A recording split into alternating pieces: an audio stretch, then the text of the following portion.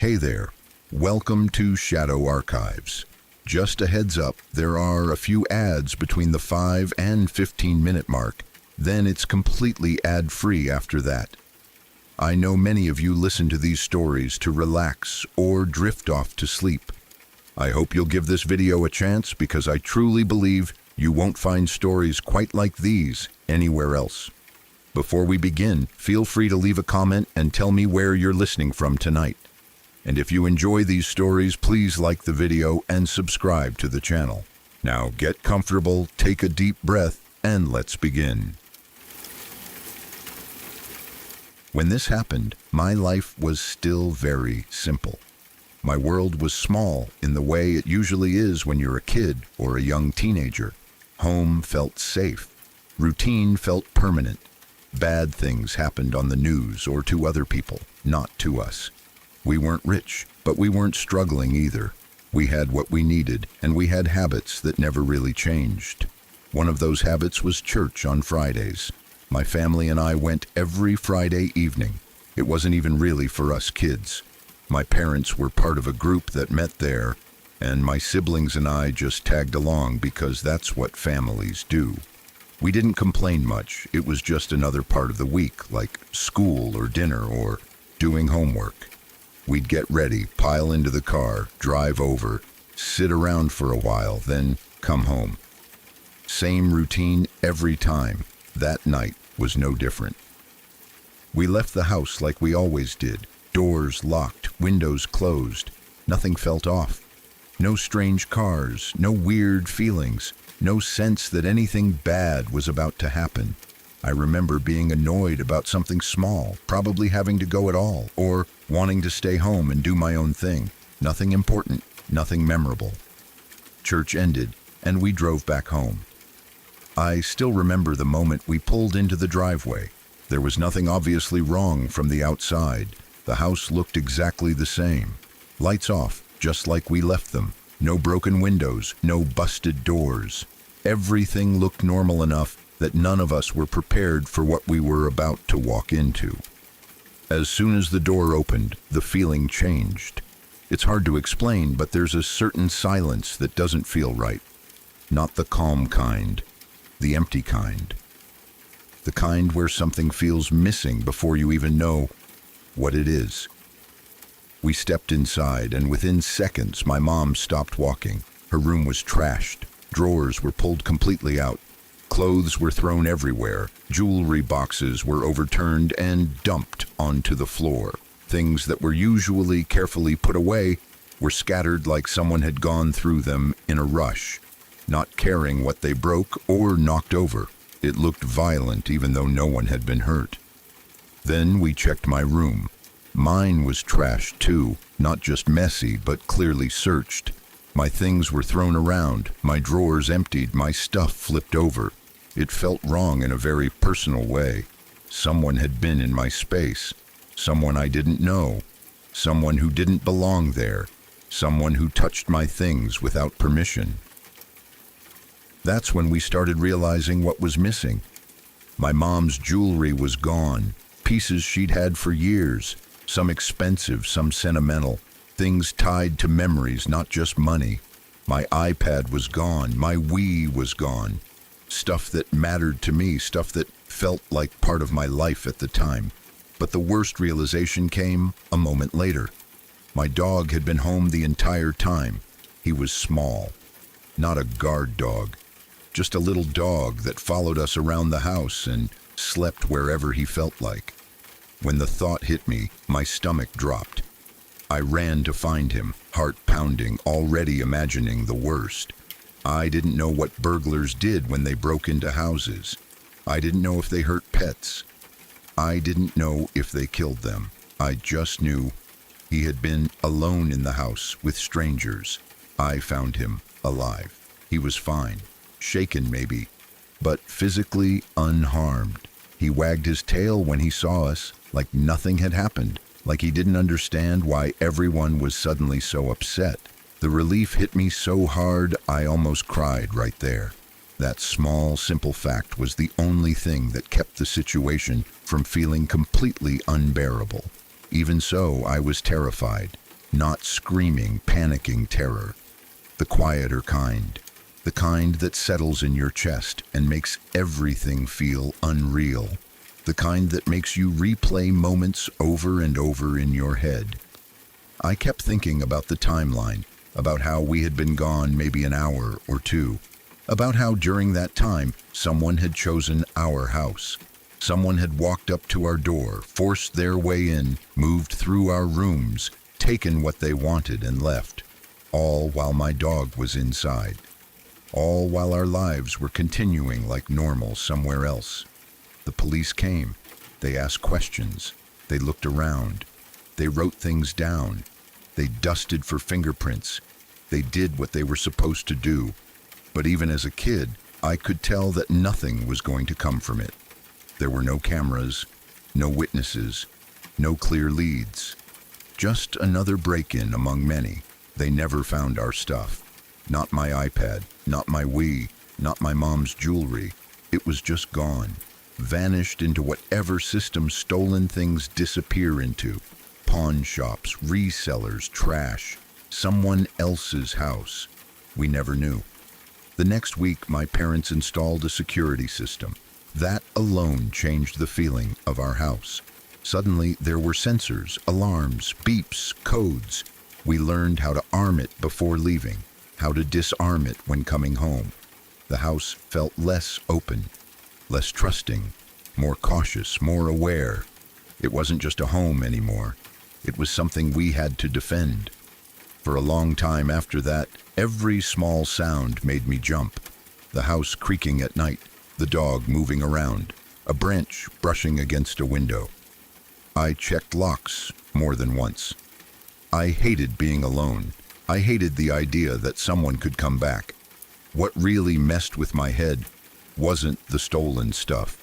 It was the violation. Someone had been in our bedrooms. Someone had stood where we stood, touched what we touched, looked through our private things. There's something deeply unsettling about that, especially when you're young and your room feels like the one place in the world that belongs only to you. It also shattered a belief I didn't even realize I had. The belief that bad things don't happen to normal families. The belief that if you follow routines and lock doors and live a quiet life, you're safe. The belief that danger announces itself.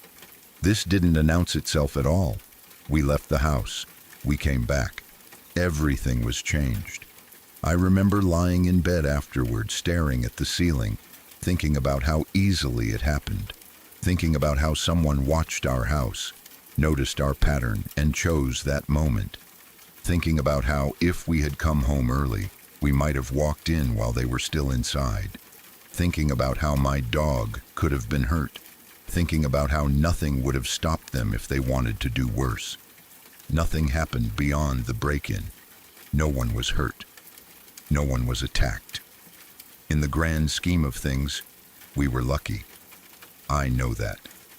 I've heard far worse stories. I've read far worse things. I'm aware of that now, but at the time, it was one of the most surreal moments of my life. It was the first time I understood that safety isn't guaranteed, that doors and walls are thinner than they feel, that strangers can cross into your life without warning and leave damage behind even if they never touch you. Even now, years later, I still think about that night sometimes. Not with panic, but with a quiet awareness. I lock my doors, I check my windows, I pay attention to routines. I notice when something feels off. That break-in didn't turn my life upside down, but it changed how I see the world. And sometimes, that's all it takes.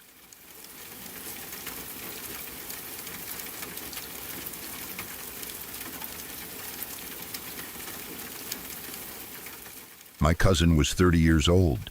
He lived in Louisiana and worked as a linesman. It was dangerous work, the kind everyone knows is risky but still doesn't fully grasp until something goes wrong. He worked long hours, often in brutal heat, climbing poles, handling live lines, doing the kind of job most people never think about until the power goes out. He was proud of his work. It wasn't glamorous, but it mattered. He kept lights on, hospitals running, homes livable. The day he died started like any other workday. He was on site with his partner, doing routine work. Nothing out of the ordinary, no bad weather, no emergency conditions. Just another job that had been done hundreds of times before. My cousin was on the ground, moving around the other side of the work truck, carrying a metal bucket in his hand. He was in motion, focused on putting equipment away, doing exactly what he was supposed to be doing. At the same time, his partner was up on the pole. Somehow, a live line was dropped. It wasn't intentional. It wasn't reckless in the way people imagine accidents being. It was a moment, a mistake, a fraction of a second where something went wrong in a job that requires perfection every time. The live line hit the ground, bounced, and touched the metal bucket my cousin was holding. That was all it took. The electricity traveled instantly through the bucket and into him. There was no chance to react, no chance to drop it, no chance to move away. He was electrocuted immediately. Just like that, he was gone, 30 years old. One moment alive, working, thinking about the rest of his day. The next, dead. The shock of it tore through our family. It's hard to explain what sudden death like that does.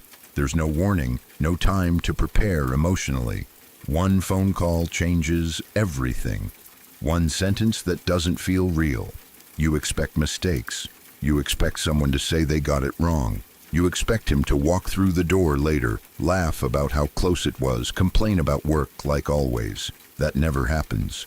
The grief was heavy, but it was also strange. There was no illness to process, no decline to mourn, just absence, just the knowledge that a perfectly healthy, capable person was gone because of a split-second accident at work, something he'd done safely countless times before. We were still trying to wrap our heads around that loss when life did what it sometimes does and proved it could get even crueler. Exactly 6 months later, my brother died. He was also 30. That alone feels impossible to say out loud. 2 men in the same family, the same age, gone within half a year of each other.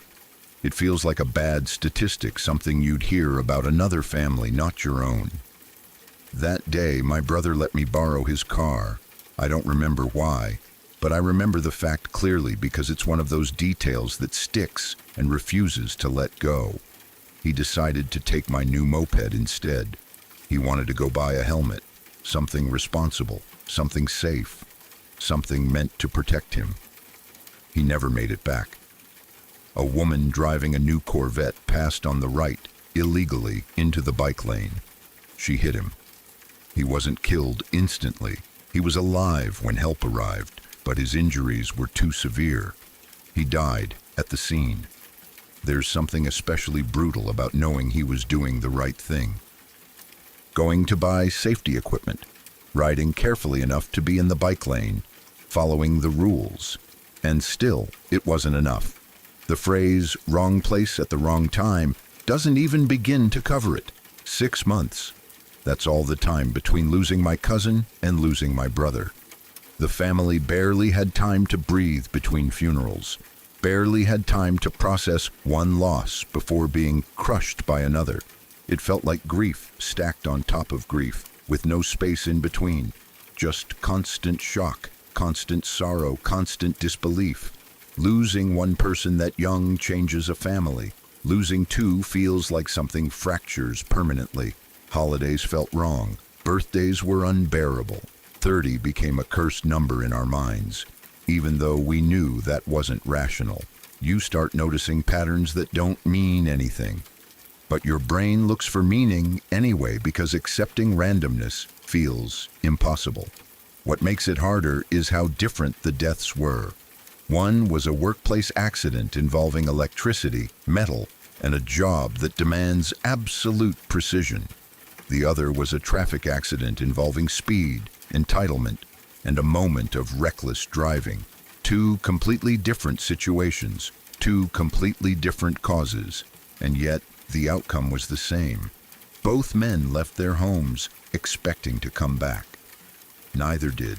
There's also guilt woven into grief in ways people don't always talk about. I think about my cousin's partner on the pole and what he must have carried afterward. I think about my brother letting me use his car. I think about all the tiny decisions that led to those moments. None of them wrong, none of them malicious. Just ordinary choices that happened to line up with catastrophe. That kind of grief makes you hyper-aware of how fragile life really is. You stop assuming you'll see people again. You stop saying later so casually. You notice how many things we treat as guaranteed when they're anything but. You realize how quickly a family can be rewritten by events no one could have predicted or prevented. The hardest part is that there's no lesson that makes it okay. People want there to be one. They want tragedy to come with wisdom that balances the scale somehow. But sometimes all you're left with is loss. Sometimes all you can do is carry it and keep going because there's no alternative. Our family lost two 30-year-olds in 6 months. 2 lives full of potential, routines, plans, and futures that never happened. That kind of loss doesn't fade. It doesn't resolve. It just becomes part of the family's story, something that quietly shapes everyone who lived through it, something you feel most sharply in moments of joy, when you notice who isn't there to share it. Even now, when I think about it, it still feels wrong, still feels unfair in a way words don't quite reach. It's not dramatic or mysterious in the way some stories are. It's just devastating in its simplicity. One accident at work, one accident on the road, 6 months apart, and a family forever changed.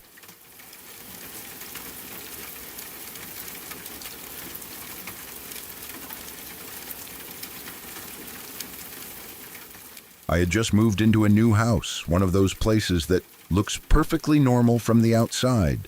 Nothing about it felt off at first. It wasn't old in a dramatic way, not falling apart or creepy. Just a house, new walls, new rooms, new routines. I was starting over as a single dad with 3 kids, trying to make something stable and safe for them. A fresh start. That was the whole point. About a week after moving in, I got a dog, a black lab. She was great right away. Friendly, energetic, gentle with the kids. The kind of dog that instantly feels like part of the family. I remember thinking how good it felt to have her there, like the house finally had a heartbeat, something living, something warm. I didn't realize then how important that detail would become. Another week passed, and that's when the weird stuff started. At first, it was small, easy to brush off. I'd catch movement out of the corner of my eye, shadows that didn't quite line up with where the light was coming from. I told myself it was just adjusting to a new space, new angles, new windows, new reflections. When you move, your brain needs time to map everything out again. That's what I told myself. But one night I saw a shadow that didn't feel random. It was clearly shaped like a little girl. She had what looked like curly hair, the outline of it unmistakable. She wasn't right in front of me, just there for a moment, standing where a shadow shouldn't be. I froze, stared, and then it was gone. My first instinct wasn't panic, it was denial. I told myself I was tired, stressed, seeing patterns where there weren't any. I chose to ignore it because ignoring it felt safer than asking questions. Then there was the dog. One night, she was in her kennel in the living room. She usually slept quietly, maybe a little whining at first, but nothing unusual. I was in my bedroom when I heard something that made my blood run cold. A voice.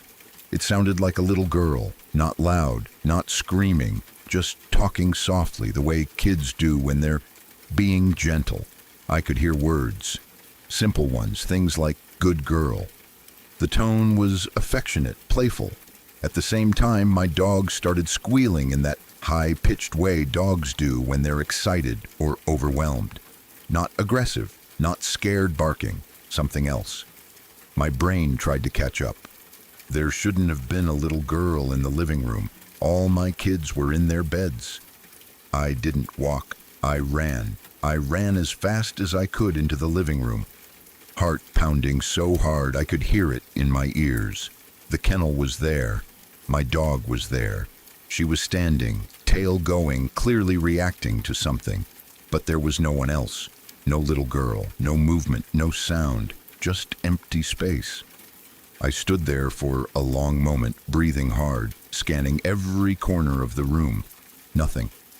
The house felt quiet again, almost too quiet. I checked the doors, locked, windows closed. There was no logical explanation, and that was what scared me the most.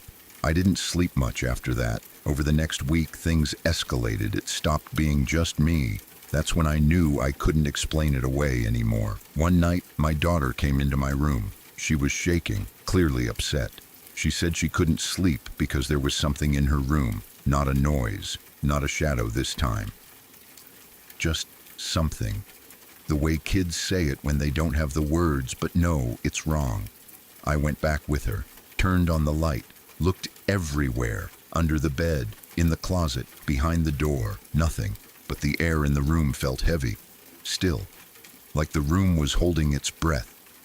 I tried to reassure her, told her it was okay, that nothing was there, that sometimes moving into a new house makes everything feel strange.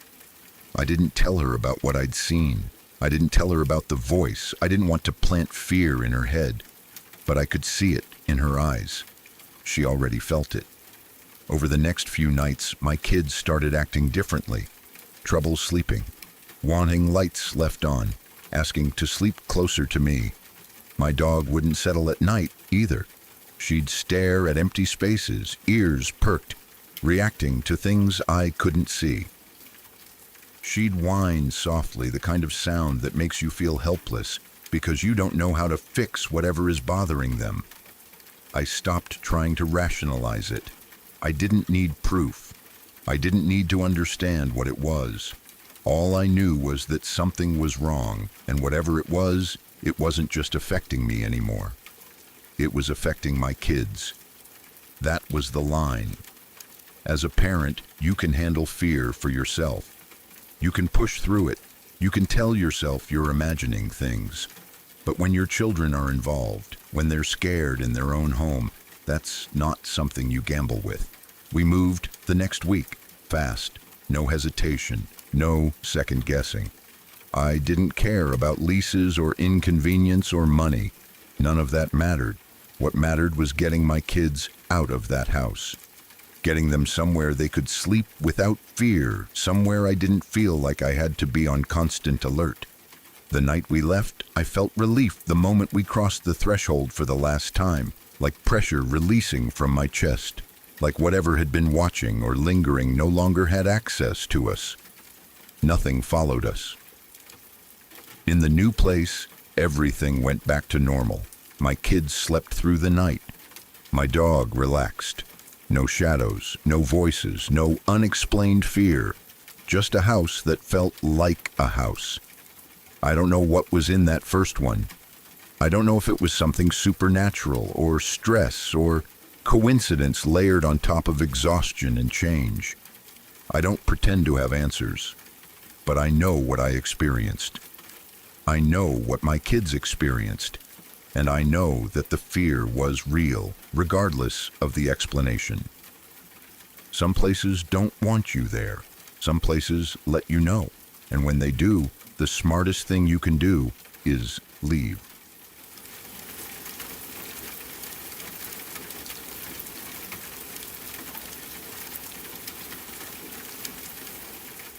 My father was only about 7 years old when this happened, still young enough to see the world in a simple, trusting way, where adults were always supposed to have answers, and the line between what was possible and impossible wasn't fully drawn yet.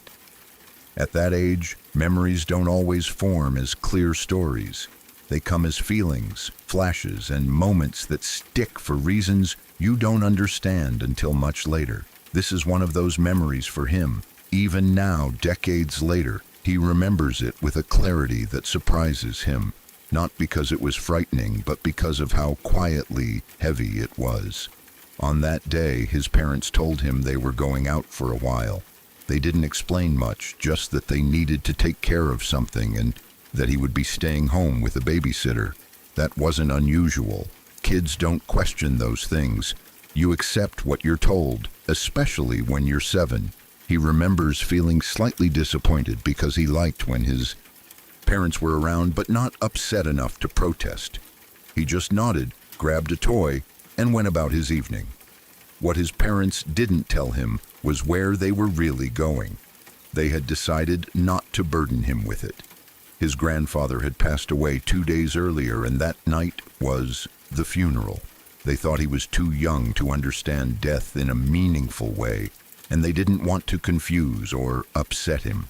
In their minds, it was kinder to shield him from it for the time being, to let him stay home, safe and unaware, while they said their goodbyes. The evening itself was unremarkable. The babysitter made sure he ate, watched him play, and eventually told him it was time to get ready for bed. The house felt quieter than usual, but that wasn't strange either. Houses always feel different when parents aren't home. Sounds seem louder, shadows seem longer, but nothing about it felt scary to him. It was just another night. He brushed his teeth, changed into pajamas, and climbed into bed. The room was dim, lit only by a small lamp. He remembers lying there, staring at the ceiling, letting his thoughts drift the way children's thoughts do, jumping from one thing to another without much logic. He wasn't thinking about his grandfather. In fact, he hadn't been told there was anything wrong at all. As far as he knew, everything in his world was exactly as it had always been. Then, without any warning, his bedroom door opened. He didn't feel fear when it happened. That's something he's always been very clear about. There was no sense of danger, no feeling that something was wrong. When he looked up, he saw his grandfather standing in the doorway. Not sick, not weak, just the way he always remembered him. Calm, familiar, solid. The kind of presence that makes you feel safe without even trying. His grandfather walked into the room and sat near the bed. My father remembers the details vividly, the way he stood, the way his voice sounded, not loud, not dramatic, just gentle and steady. He spoke to him the way adults speak to children when they want to be understood, not talked down to. He told my father to stay strong. He told him to live a good life. He didn't say much more than that. There were no long speeches, no warnings, no cryptic messages, just simple words full of care. To a 7-year-old, none of this felt strange. It didn't occur to him to question why his grandfather was there so late at night, or why he hadn't seen him earlier that day. Children accept what they see. If someone you love appears in your room and talks to you kindly, you don't analyze it. You listen. After that, his grandfather stood up and left the room. The door closed. That was it. My father lay there for a while afterward, feeling calm. He didn't feel scared. He didn't cry. He didn't feel confused. If anything, he felt comforted.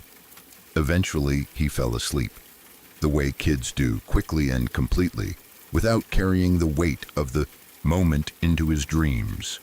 When his parents came home later that night, the house returned to its normal rhythm. Doors opening, voices in the hallway, the familiar sound of adults moving around. The babysitter left, and my father came out of his room to greet his parents, excited to tell them about something that had happened while they were gone. In his mind, it was just news, something interesting, something worth sharing. He told them that Grandpa had come into his room and talked to him. The reaction was immediate and intense. His parents froze. Their faces changed in a way he had never seen before. What he expected was maybe surprise, maybe confusion, maybe a laugh. What he got instead was fear, shock, a kind of panic that didn't make sense to him at all. They started asking questions right away. What did he say? When did he come? Was he sure it was Grandpa? My father answered honestly, not understanding why this was such a big deal. He told them exactly what his grandfather had said. He described how he looked, how he sounded, how normal it all felt. That's when his parents realized they couldn't avoid the truth anymore. They sat him down and told him something they had been trying to protect him from. They told him that his grandfather had died 2 days earlier, that he hadn't gone anywhere that night, that he couldn't have been there. At 7 years old, that kind of information doesn't land the way it does with adults. My father didn't immediately feel horror or fear. What he felt was confusion. He knew what he had seen. He knew what he had heard. And now he was being told that it wasn't possible. His parents were shaken. They didn't know what to think. They didn't accuse him of lying. They could tell he genuinely believed what he was saying. He wasn't making it up. He wasn't joking. He wasn't trying to get attention. He was just telling them about something that, to him, had been completely real. That night changed the way his parents looked at him, and maybe the way they looked at the world. They never fully explained it away. They didn't tell him it was just a dream or his imagination. They didn't insist he was wrong. They just accepted that something had happened that they couldn't explain. As my father grew older, the memory stayed with him. It didn't fade the way most childhood memories do. It stayed sharp, untouched by time. He never doubted it. He never tried to convince himself it was something else. He remembers being awake. He remembers the room. He remembers the words. What makes the story especially sad, rather than frightening, is what his grandfather said. There was no warning, no fear, just encouragement, just love. It feels like a goodbye that my father didn't even know he needed at the time. As an adult, he's thought about it many times. He's wondered if his grandfather somehow knew he needed to say those words. He's wondered if there are moments when people linger just long enough to comfort the ones they love. He's also wondered if children are simply more open to things adults have learned to ignore or explain away. He doesn't talk about it often, not because he's afraid of it, but because it feels personal, almost sacred. When he does talk about it, his voice changes slightly. It softens. There's sadness there, but also gratitude. He got a goodbye most people never get, even if he didn't understand it at the time. Looking back, his parents never treated the memory as something dark. They never told him to forget it. They never scolded him for it. They respected it, even if it unsettled them. They understood that whatever had happened, it had brought their son comfort, not fear. For my father, the sadness comes from realizing later what that moment truly meant. At 7, he didn't know he was seeing his grandfather for the last time. He didn't know those words were final. As an adult, that understanding adds weight to the memory. It turns a simple childhood moment into something profound. It also changed the way he thinks about death. He doesn't see it as a hard line anymore. He doesn't claim to have answers, and he doesn't try to convince anyone else of anything. But he believes that love doesn't just stop, that sometimes in ways we don't understand, it finds a way to reach back one last time. This story has never scared him. It never gave him nightmares. It never made him afraid of the dark or of being alone. If anything, it did the opposite. It made him feel watched over. It made him feel like he wasn't alone in the world, even during loss. That's why, when he tells it, he always says the same thing. It isn't a scary story, it's a sad one, but it's also a gentle one. A reminder that even in moments of death, there can be kindness. Even in goodbye, there can be reassurance. He spoke to his grandfather after his grandfather had already died, and instead of fear, what he was left with was a quiet sense of strength that stayed with him for the rest of his life. Some people might explain it away as a child's imagination, as a dream, as a coping mechanism. Maybe it was, or maybe it was something else entirely. My father doesn't argue either way. He just knows what he experienced, and he knows how it made him feel. And sometimes That's enough.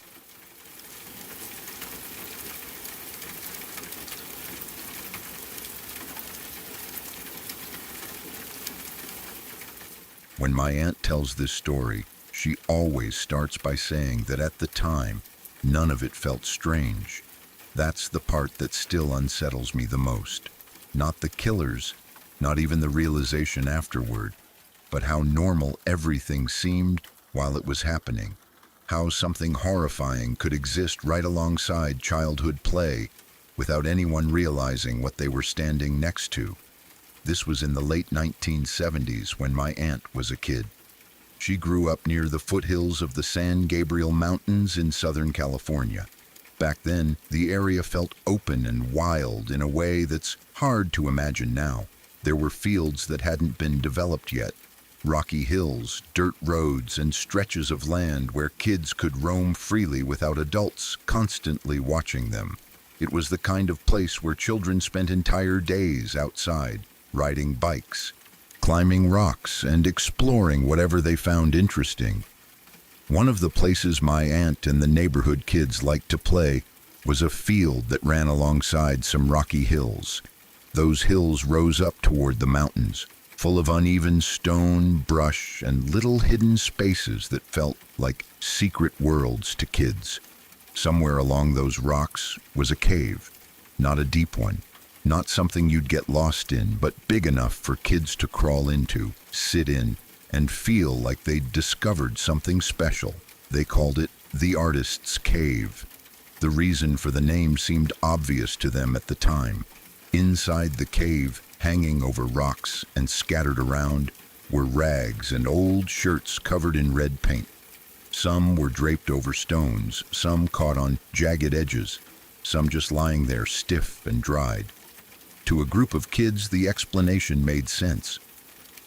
They assumed an artist came there to paint, maybe to be alone, maybe to work in peace. No one questioned why the paint was only red. No one questioned why someone would paint inside a cave using rags instead of brushes. Kids don't interrogate details the way adults do. They see something, give it a name, and move on. My aunt remembers that the rags looked bright at first, vivid red, but as time passed, some of them darkened. The color changed as they aged, turning brownish, almost black in places. Again, it didn't register as strange. Paint dries, paint changes color. That was the end of the thought. They kept playing there. They climbed in and out of the cave. They touched the rocks. They joked about the artist who must come there at night. It became just another landmark in their childhood landscape, something familiar and unthreatening. At the same time, something else was happening in the area. Teenage girls were going missing. At first, it was just rumors. One missing girl, then another. Parents talked in hushed tones. News reports started appearing. There was fear, but it felt distant to kids. Missing teenagers didn't seem connected to a group of younger children playing in a field. Adults worried, but life continued. People still went to work. Kids still went outside. There was no clear sense yet of what was happening or who was responsible. Eventually, the truth came out. 2 men were arrested for a series of brutal murders. They were later known as Lawrence Bittaker and Roy Norris, collectively referred to as the Toolbox Killers. They had been abducting teenage girls, torturing them, and killing them in horrifying ways. The details of their crimes are among the most disturbing ever recorded, so much so that even decades later, many people can't stomach reading them. One of the details that mattered most to my aunt came out during the investigation. They had been bringing their victims to an abandoned fire road in the San Gabriel Mountains. The same area, the same hills, the same stretch of land where my aunt and her friends had played. As an adult, years later, my aunt remembered the cave. She remembered the rags. She remembered the red paint. And suddenly, the explanation she'd accepted as a child shattered completely. Why would an artist only use red paint? Why would they paint inside a cave, using rags and shirts instead of proper tools? Why would those rags be left hanging and scattered instead of taken away? Why would the red turn so dark as it aged? The realization hit her all at once, years after the fact, and it made her physically ill. Those weren't paint rags. They were almost certainly blood-soaked cloths. The cave wasn't an artist's hideaway. It was likely a place connected to the murders, or, at the very least, to the aftermath of them. As children, they had been playing in a space that may have been used by serial killers, touching rocks that may have been splattered with blood, laughing and exploring in a place tied to unimaginable suffering, all while having absolutely no idea. That kind of realization changes how you see your own memories. My aunt said that once she made that connection, she started replaying everything in her head. The smell of the cave, the way the rags felt stiff, the way some of the red looked too dark, too thick. The fact that the cave always felt oddly quiet, even compared to the rest of the hills. At the time, none of it had seemed alarming. In hindsight, every detail felt wrong. What makes this story especially disturbing is how close it all was. The toolbox killers weren't operating in some distant, isolated wilderness far from civilization. They were using areas that were close enough to neighborhoods that children played there during the day. The same land could hold laughter and terror within hours of each other. It also highlights how much danger can exist just out of sight. Kids are taught to fear strangers, dark alleys, obvious threats. But my aunt and her friends weren't doing anything that felt risky. They were playing outside near their homes, in daylight, doing what kids had always done. The danger wasn't obvious. It was hidden in plain sight, disguised by familiarity and assumptions. As an adult, my aunt struggles with the thought of how close she came to something truly horrific without ever knowing it. Not just physically close, but temporally close. The idea that she might have been in that cave hours or days after something terrible happened there is something she can't fully process. It also makes her think about the girls who were taken. Teenagers who likely walked similar paths, lived in similar neighborhoods, maybe even passed by those same hills, without knowing what waited there. The contrast between her own childhood innocence and the brutality inflicted on those girls is something she finds hard to reconcile. For me, hearing this story changed how I think about places. We like to believe that certain spaces are inherently safe or dangerous, that playgrounds are safe, that crime scenes look like crime scenes, that evil leaves obvious marks. But that isn't how reality works. Sometimes the most ordinary places hold the darkest histories, and the people who pass through them never know. It also changed how I think about memory. As kids, we build narratives to make sense of the world. Artist's Cave was a harmless explanation that allowed my aunt and her friends to continue playing without fear.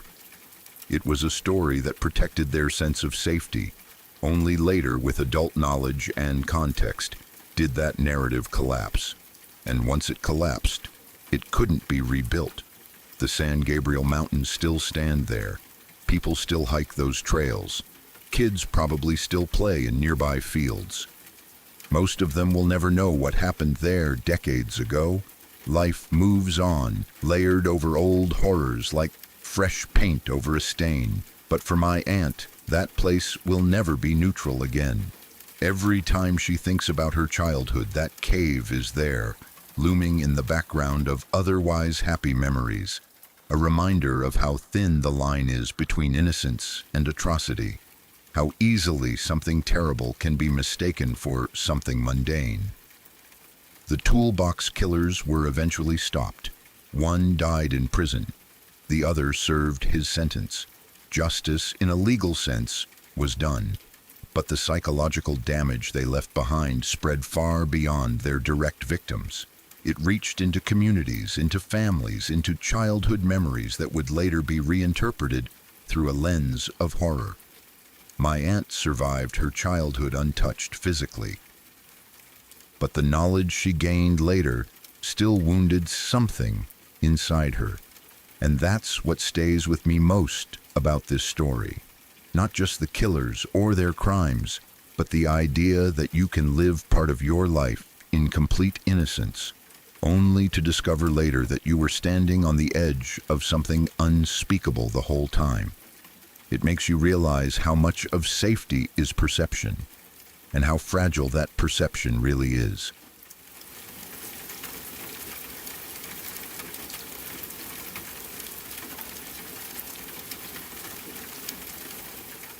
This happened in my province, in a place that most people drive past without giving much thought to what's actually inside. We have a lot of hydroelectric power dams here. They're part of the landscape. Massive concrete structures sitting quietly in rivers, producing electricity day and night. People talk about them as clean energy, safe energy, reliable energy. They look solid, controlled, almost peaceful from the outside. One of those dams was close to where I lived. At the time, it had gone into scheduled maintenance. Nothing unusual. Turbines need regular inspections. Parts wear down. Systems have to be checked. This kind of work happens all the time, and the procedures are supposed to be extremely strict. Multiple safety systems, lockouts, redundancies, layers of checks designed to make sure nothing can move, nothing can start, nothing can go wrong while people are inside. That's the theory anyway. For this maintenance job, there were two workers who had to go inside the turbine chamber. One was a government worker, experienced, trained, familiar with the site. The other was a contractor from GE, also trained, also experienced. These weren't careless people. They weren't rookies messing around. They were professionals doing exactly what they were supposed to do. There was also a third worker stationed outside.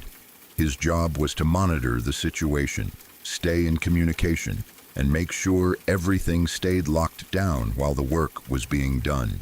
He was their lifeline to the outside world. If something went wrong, he was the one who could raise the alarm and trigger emergency procedures. The two workers inside were checking and maintaining the turbine alternator group. This is the heart of the system. The turbine is enormous, built to be driven by massive volumes of water under incredible pressure. When it's running normally, it spins with controlled force, converting the energy of moving water into electricity. When it's shut down for maintenance, it's supposed to be completely inert. No movement, no flow, no power. They were almost done. From everything that later came out, the job was nearing completion. They were wrapping up, probably thinking about getting out, cleaning up, filling out paperwork, and going home. Just another maintenance task completed. Just another day of work. And then something went wrong. Not a small thing, not a minor issue. Something catastrophic. Somehow, the water inlet partially opened. To this day, the exact chain of failures is still discussed, analyzed, and argued over. Mechanical malfunction, human error, system failure, a combination of factors lining up in the worst possible way. What matters is that the one thing that absolutely should not have happened did happen. Water began rushing into the turbine. Not a full opening at first, but enough. Enough to start the turbine turning. Water under pressure doesn't need permission. It doesn't need speed to be lethal. Even a partial flow carries immense force. The turbine began to move, slowly at first, but movement was already too much. Inside that chamber, there was nowhere safe to stand once things started turning. The workers realized immediately that something was wrong. They tried to get out, but the acceleration was just fast enough to trap them. Not fast enough to instantly kill them, not slow enough to allow escape. The man outside saw it happening. Imagine that position, standing outside, watching indicators change, alarms start, realizing that the turbine is moving when it absolutely should not be, knowing instantly that the people inside are in danger. He tried to contact the control center. He tried to get the inlet closed again. He did everything he could, but systems like this don't respond instantly. Valves take time. Commands have to travel through layers of automation and safety protocols. While all of that was happening, the turbine kept accelerating. Inside, the two men were being carried along with it. A turbine of that size doesn't have smooth, gentle surfaces. It's made of massive blades, steel structures, narrow clearances, and unforgiving geometry. As it turned faster, their bodies were slammed again and again into the machinery. Each rotation increased the speed. Each impact caused more damage. They were alive during this. That's the part that is hardest to process.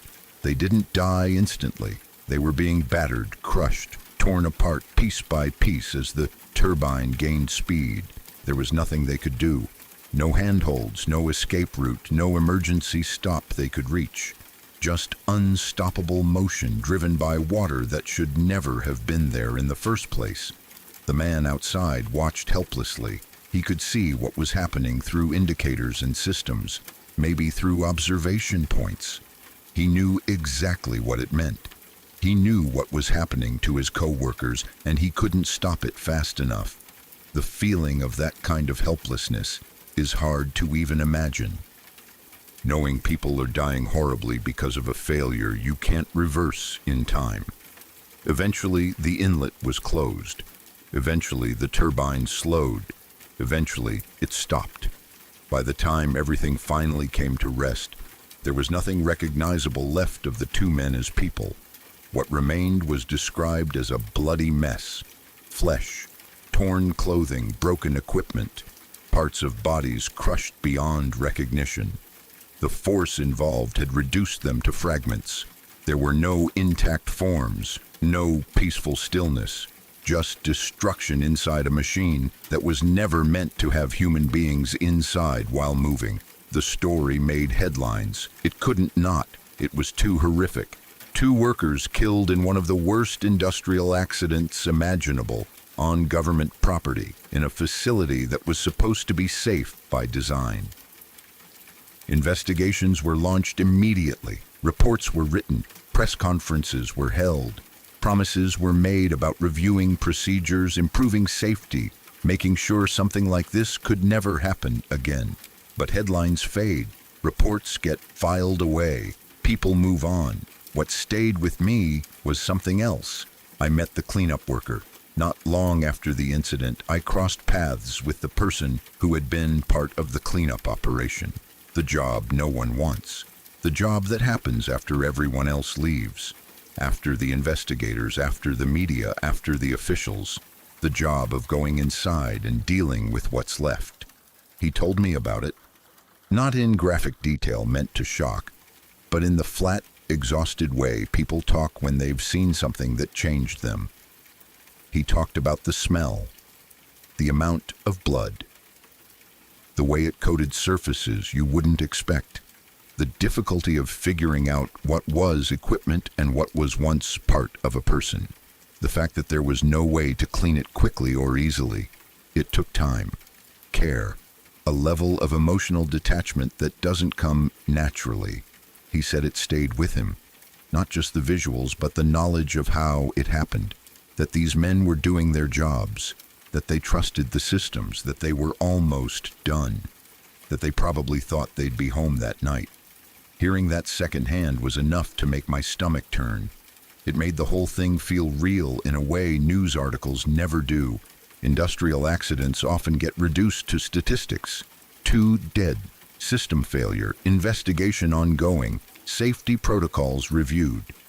But behind those words are human beings who experienced absolute terror and pain in their final moments. And behind them are families who got phone calls that changed their lives forever. It also changed how I look at places like dams. From the outside, they still look calm, still look controlled, still look safe. But now I know what kind of forces they hold inside. I know how thin the margin for error really is, how much trust is placed in systems working perfectly every single time. I think about the man who was outside, the one who watched it happen.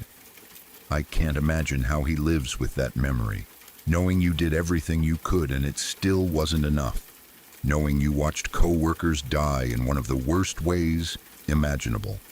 That kind of trauma doesn't just go away. I think about the cleanup worker going home afterward, trying to eat dinner, trying to sleep, carrying images that don't belong in normal life. And I think about the families of the two men, how they had to hear what happened, how much of it they were told, how much was spared, how they had to accept that their loved ones didn't just die, but died violently, painfully, and senselessly. This wasn't a freak storm or an act of nature. It was a chain of failures. And that's what makes it so disturbing, because chains of failures can happen again. Every time I drive past a dam now, I don't just see concrete and water. I see pressure, motion, energy waiting to be released. I think about how many people work inside these places every day, trusting procedures, trusting locks, trusting that nothing will go wrong. Most of the time, they're right. But sometimes something goes really wrong. And when it does, there's no undo button. This story stuck with me not because it's supernatural or mysterious, but because it's brutally real. It's a reminder that some of the most horrifying deaths don't come from monsters or criminals, but from machines doing exactly what they're designed to do at the wrong moment. Two men went into that turbine chamber expecting to finish a job. They never came out. And the people who saw the aftermath will carry it for the rest of their lives. Sorry to interrupt. If you're new here, I'd appreciate it if you subscribe to Shadow Archives for daily true horror content that will haunt your dreams and keep you wondering what lurks in the shadows. And don't forget to tap the notification bell so you never miss a new story when the darkness calls out to you.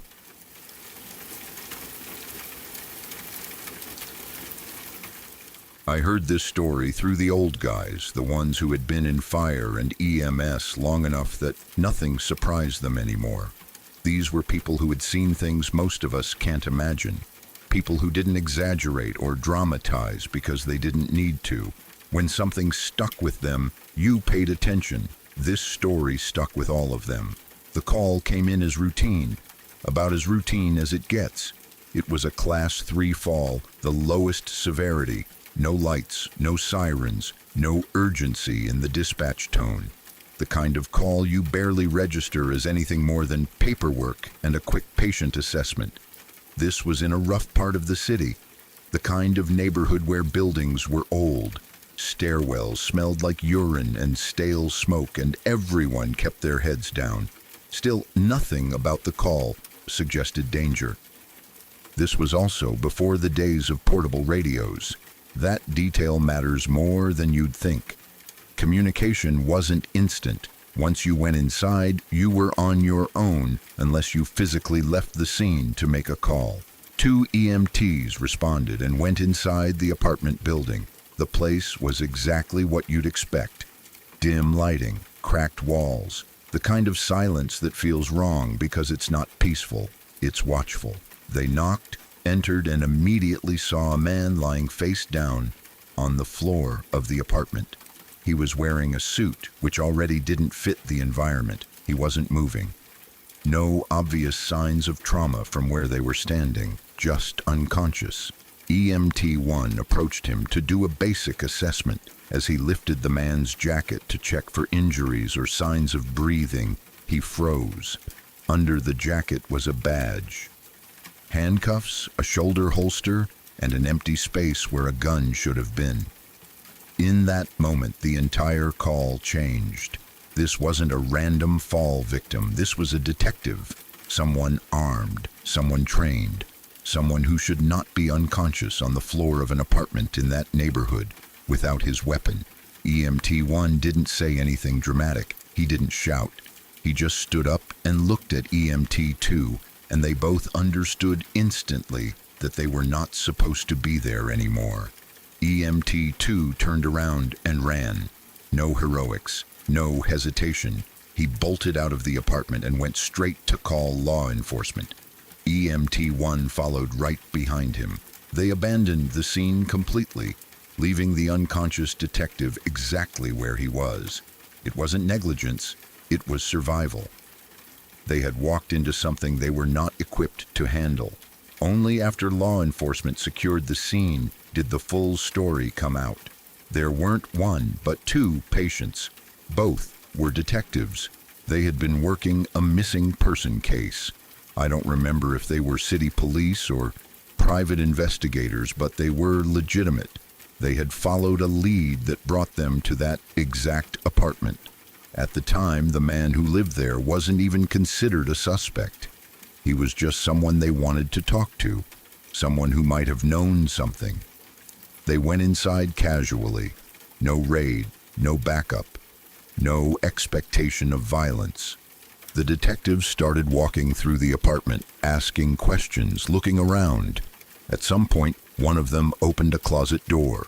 Inside the closet was the missing person, dead, long dead.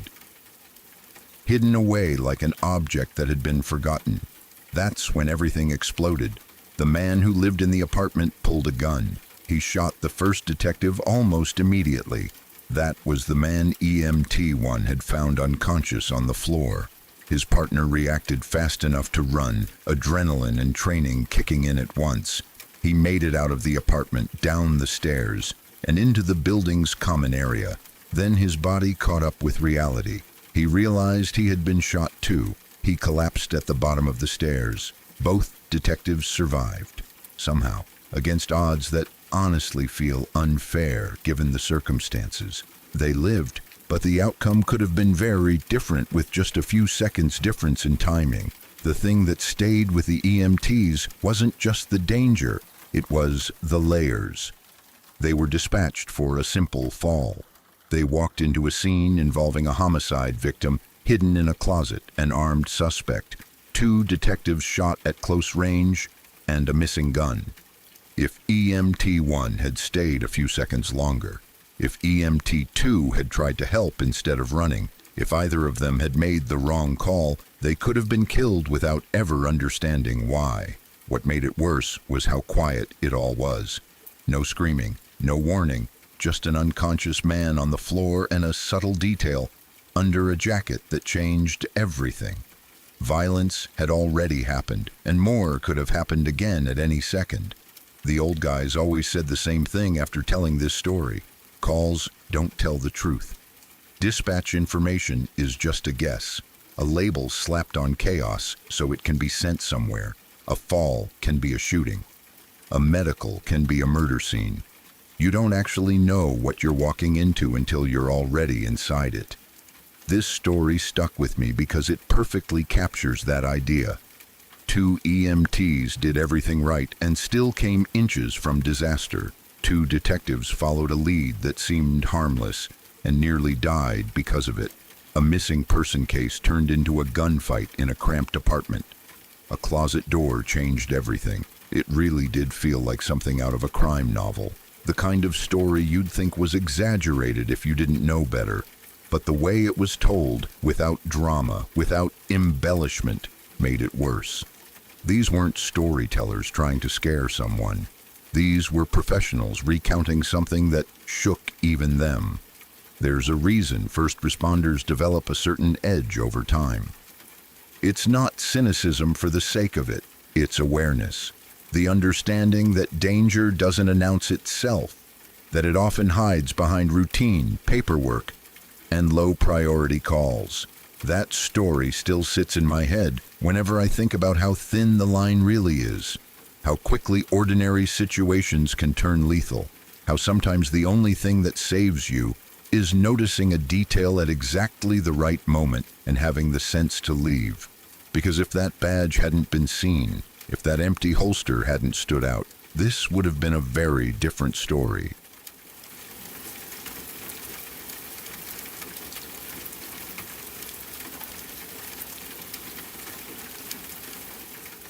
When I was younger, I grew up around farms and rural work. So heavy machinery, animals, and dangerous jobs were just part of the background of everyday life. As a kid, you don't really think about how risky it all is. You see adults doing these things day after day, and because they keep surviving them, you assume they always will. It takes moments like these to break that illusion. There were two brothers who worked together harvesting alfalfa. I don't remember every technical detail of what they were doing that day, but I remember enough to understand how it happened. The younger brother was driving the tractor, sitting inside the cab, focused on steering it through the field. The older brother was outside the cab, standing on part of the tractor and directing him, guiding where to go and how to line things up. This kind of setup wasn't unusual back then. People trusted experience and familiarity more than strict safety rules. At some point, the older brother lost his footing. It happened fast. He fell from the tractor straight into the worst possible place. He went under the massive rear wheel, the kind that's taller than a person and weighs more than you can really comprehend until you see one up close. The younger brother realized what was happening almost immediately, but by then it was already too late. Tractors don't stop on a dime. There's momentum, weight, lag between reaction and response. He ran over his own brother. The wheel crushed him before the tractor could be stopped. There was nothing the younger brother could do to save him. No amount of skill, no quick thinking, no strength could undo the physics of that moment. 1 second they were working together like they probably had hundreds of times before. The next, one brother was dead, and the other had to live with the knowledge that he was the one driving. That kind of thing doesn't just kill one person. It destroys entire families in quieter, longer-lasting ways. I've always wondered what it must be like to wake up every day knowing the last thing you did with your sibling was accidentally end their life. That's not something you ever get over. You just learn how to carry it. Not long after that, there was another tragedy that shook the area. A bus full of kids was heading up north for a field trip. It was supposed to be one of those exciting days kids talk about for weeks beforehand. They were in the mountains when it happened. A snowplow swiped the bus, whether from poor visibility, slick roads, or a moment of misjudgment. I don't know for sure. The impact was enough to make the bus overturn. Chaos followed. Some kids died at the scene. Others were badly injured and rushed to the hospital. Families got phone calls no parent should ever receive. The kind that instantly divides life into before and after. For the kids who survived, that day never really left them. A school bus is supposed to be safe. A field trip is supposed to be harmless. After that, even something as normal as riding in a bus felt different. But the story that stays with me the most happened even earlier, back on the dairy farm. This was years before the harvester incident. My grandfather was on calving duty, something he had done countless times before. Calving is hard work, but for experienced farmers, it's routine. You learn to read the animals, to know when to let nature take its course and when to step in. That day, a cow was having trouble dropping her calf. She wasn't pushing hard enough, or maybe she was exhausted. Either way, the calf wasn't coming out on its own. No problem, or so it seemed. This was exactly the kind of situation my grandfather had handled hundreds of times. The process involved attaching chains to the calf's front legs. Those chains connected to a wrench system designed to help pull the calf out safely and steadily. Between the chains and the wrench was a metal fastener that locked everything together. It was a simple piece, small compared to the rest of the equipment, but absolutely critical. My grandfather was positioning everything the way he always did. The cow was restrained. The chains were on. The wrench system was ready. All that was left was securing that fastener. Something went wrong. I don't know if the fastener was worn, improperly seated, or defective. Maybe it was metal fatigue. Maybe it had a hairline crack no one could see. But when tension was applied, it failed. It snapped violently under pressure. When it broke, all that force had to go somewhere. The wrench system recoiled instantly, whipping back with incredible speed and power. My grandfather didn't have time to react. It struck him hard with the full force of the tension that had been built up in the system. The impact was catastrophic. Even writing about it feels unreal because, again, this wasn't someone being careless or reckless. This was a man doing a job he had done safely over and over again, trusting equipment that had always worked before. One failed piece was all it took. What connects all of these stories, at least for me, is how ordinary they started.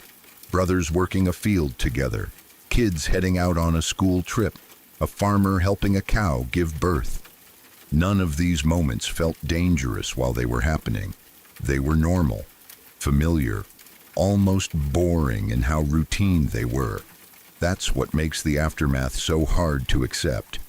There's a lie we tell ourselves, especially in rural or working environments, that experience makes you immune. That because you've done something 1,000 times, the 1,001st time will be fine too. Most of the time, that's true. But all it takes is one slip, one mechanical failure, 1 second of bad timing. After growing up around stories like these, I stopped believing in the idea of freak accidents as rare, abstract things. They're not freaks. They're the result of everyday risks finally lining up in the worst possible way.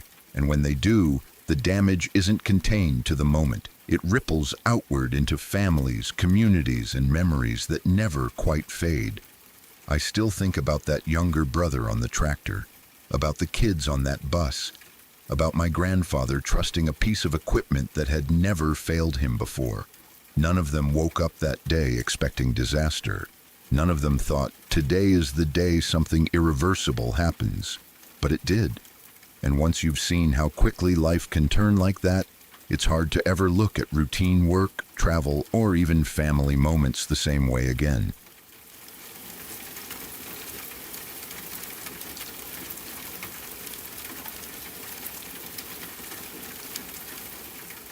This happened years ago, but it's one of those moments that never really loses its edge when I think back on it. Not because anything actually happened, but because of how close it felt to going very wrong, and how powerless we felt in the middle of it. A friend and I had just gotten out of a movie. It was late enough that the crowd from the theater had thinned, but not so late that the streets were empty. The kind of time where you still expect things to feel normal. We were relaxed, talking about the movie, doing that slow post-movie walk where your brain is still half in the story you just watched. That's when the two guys approached us. At first, it didn't register as threatening. They were just odd. They came up too close, too fast, and immediately started talking. They were holding a large cardboard pizza box, like the kind a full pie comes in. The box had a logo on it, but it was from a pizzeria I'd never heard of, and something about it felt off. It looked old, worn, like it had been handled a lot. They kept insisting we buy it, not pizza, the box. They weren't saying there was pizza inside. They weren't offering food. They just kept yelling over and over for us to buy the pizza box. The way they said it wasn't playful or joking. It was aggressive, almost desperate. Their voices were loud enough to draw attention, but not loud enough to bring anyone over to intervene. We told them no and tried to walk away. They followed us. At that point, the unease turned into real fear. They weren't letting it go. They stayed right behind us, still shouting, still insisting we buy the box. Every time we sped up, they sped up. Every time we slowed down, they stayed close. They weren't touching us, but the distance was uncomfortably small, like they were testing how far they could push it. I remember scanning constantly for police. There were none. No patrol cars, no officers on foot, just people scattered here and there, moving through their own nights, not really paying attention. We stuck to well-lit public areas, doing everything we could think of to avoid getting cornered. We didn't want to duck down a side street or cut through anything quiet. We stayed where there were people, even if no one was actively helping. The guys kept yelling. It didn't make sense. Why a pizza box? What did they want? Was it a distraction, a scam, something worse? Not knowing was part of what made it so frightening. If they had been asking for money, at least that would have been familiar. This felt unpredictable, and unpredictability is terrifying. When we got closer to the subway, the panic really set in. We knew that once we went underground, options would narrow. Platforms can be isolated, trains come and go quickly. If they followed us down there, we'd have fewer places to move, fewer exits. At the same time, the subway was the only real way out. We made a split-second decision. When a train came in, we broke in different directions. Not planned, just instinct. I jumped onto one train as the doors were closing. My friend ran for another just a few feet away, barely making it before those doors shut too. Through the windows, I saw them on the platform. They didn't get on either train. That was the first moment I felt like I could breathe again. The ride felt endless, even though it wasn't. I kept replaying the encounter in my head, wondering what would have happened if we'd stopped, if we'd argued, if we'd tried to confront them instead of just moving. I didn't relax until I was off the train, up on the street again, surrounded by people. The first thing I did was call my friend. When he answered and told me he was okay, that he'd made it home safely, the tension finally drained out of my body. I hadn't realized how tightly I'd been holding myself together until that moment. My hands were shaking, my jaw hurt from being clenched. Nothing technically happened, no assault, no robbery, no crime that could be easily described or reported, but the fear was real.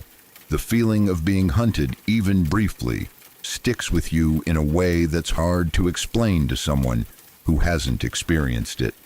It's not about what they did. It's about what they might have done and how little control you feel in that moment. To this day, it's the only time I've ever been stalked like that. I've walked through sketchy areas. I've dealt with drunk strangers. I've had uncomfortable encounters. None of them compare to the sustained, deliberate following, the way they locked onto us and refused to let go.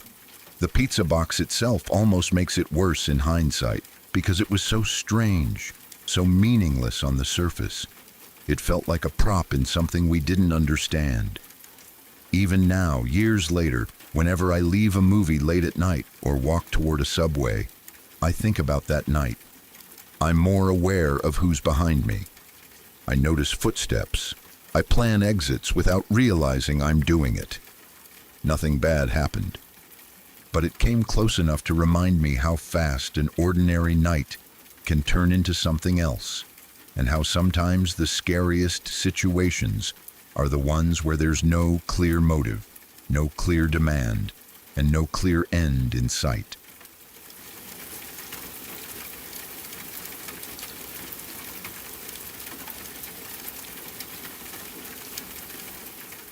I was very young when this happened, 5 or 6 years old, but the memory has never faded. It's one of those moments that settles into you quietly and then stays there for life. Not because it was dramatic in the way movies are dramatic, but because of how close it came to ending everything, before I even understood what danger really was. My mom and I had shown up to visit my dad at the dairy where he worked. This was a different dairy than the ones he worked at before or after, but the work was similar. Long hours, heavy machinery, loud engines, and routines that everyone there followed almost automatically. It wasn't unusual for us to stop by. My dad liked seeing us, and my mom liked bringing me along so I could wave to him and watch him work for a bit before we went home. That day, my dad was preparing feed for the cows. The process was simple but dangerous if you weren't paying attention. He was using a large front-load tractor, driving back and forth between different piles of feed ingredients. He'd scoop up one type of feed, drive over, dump it into the back of a truck that had a mixer attached, then repeat the process until everything was combined properly. The mixer truck would then distribute the feed to the cows. Those tractors are massive, loud, heavy. They don't move quickly, but when they move, nothing small stands a chance against them. From the outside, they look slow and controlled. From inside the cab, you're surrounded by noise, vibration, and blind spots. We pulled into the lot in our pickup truck and parked at a distance at first. I remember sitting in the passenger seat, looking out the window at the piles of feed and the big machinery, feeling small in comparison. My dad noticed us and gave a wave from the tractor. I remember that wave clearly. It felt reassuring, like everything was normal. What happened next still doesn't make sense to me, even all these years later.